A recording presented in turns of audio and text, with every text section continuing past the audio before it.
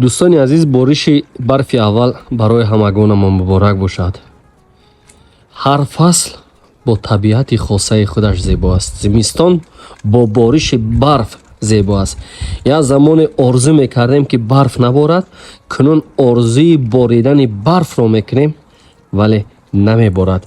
امروز 20 دکبر میباشد، ساعت 9:14 شبانه است. حالا راستی گپ در خانه یک چیز رو منتج میکردم، وقتی به بیرون برآمدم دیدم که برف باریده ایستاده است. به نهایت خرسند شدم. با این خاطر برادرای عزیز بگذار ان همین برف فالی نگ باشد و باعث باز سرسبزی گشتنی پیش از همه دهقانها و برکت به خاندان هر تاجیک و تاجیکستانی آرد.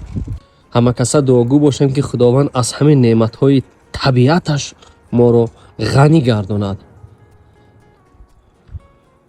برف برف برف میبارد برفک، برف برف برف میبارد برفک.